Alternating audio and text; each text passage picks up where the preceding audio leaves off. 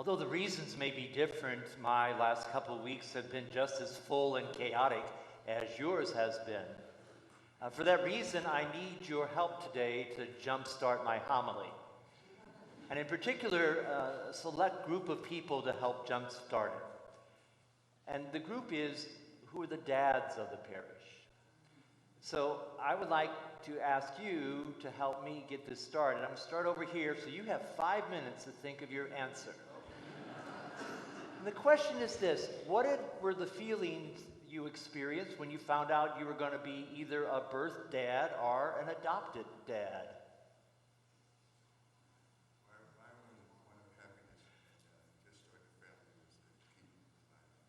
Happiness and a first wonderful step in my whole life together.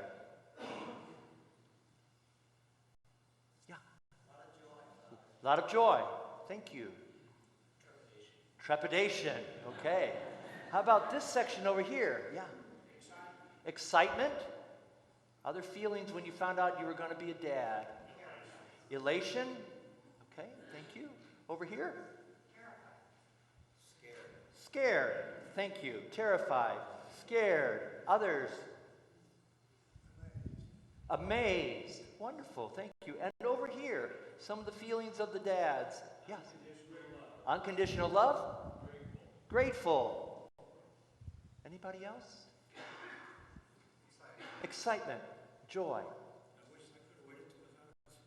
I wish I could have waited till I was out of school. Okay. Yeah. Surprised.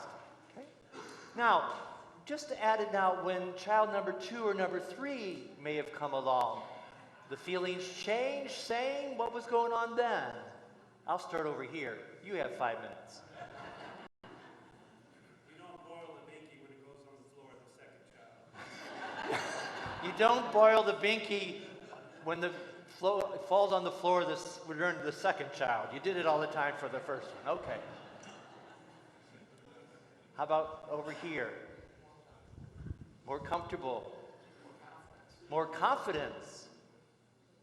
Anybody? This section? Just as elated. Excitement. What's for dinner? Okie dokie. One and done. Okay. Twice as scared. And over here, my friends. Pardon? A playmate for the first one. Anybody else? Yeah. Pardon? More information than I wanted to know right now. And how many of you were afraid? Okay. Thank you. I would guess, and in some ways, Joseph had all those same kind of dad feelings, but one more. And there was a certain heaviness on his heart. A heaviness that comes from both his customs and the law of his faith community. Or he knows that he is not the father of this child, and he has to make a decision. What should I do? If I divorce Mary publicly, it will bring great shame to her and her family, even possibly death. If I choose to divorce her quietly and not have an inquiry about what went on, maybe even the true father might step forward. So you can see that quandary of feelings he's having, probably weighing so much that he just falls asleep from exhaustion. And as he is asleep, the angel Gabriel speaks to him, though it often repeated gospel words. Joseph, do not be afraid, for God is in the middle of all this chaos and scared feelings you're having. When he awakes, Joseph takes Mary into his home, which means he really takes her into his heart. and after the child is born, gives them the name Jesus.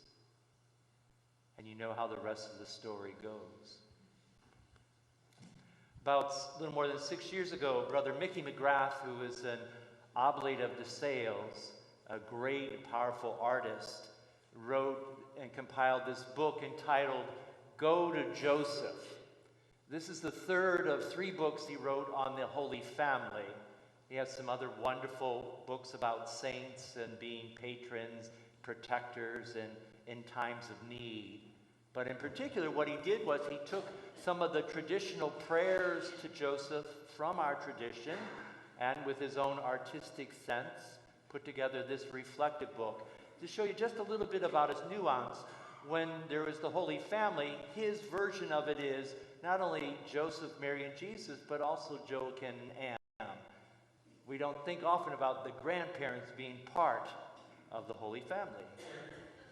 And so part of the tradition for this was, where did the title come from? And it's 2 sources.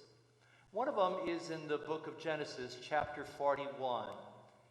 At this time, Joseph, who was given up by his brothers, the other sons of Jacob, has now climbed the ranks in Egypt and is Pharaoh's right-hand man.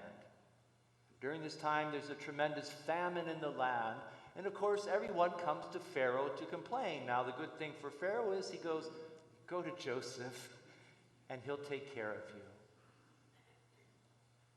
you. Brother Mickey had an aunt who was a member of the St. Joe sister community, and part of their spiritual formation was this great sense that whenever you might have had a problem or something to think about, what did you do? You go to Joseph. I had 5 St. Joe nuns here who said it in harmony at the 9 o'clock Mass, because that's how they were formed.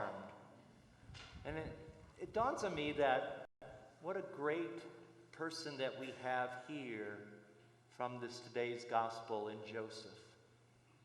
That perhaps he is the man we can turn to when we are afraid. It is someone that we can ask for help from when we're trying to make the decision and let it be a right decision. He's the man who can help us as we listen to our heart and in discerning what is God saying to us. Go to Joseph might be the best send-off for the Advent season.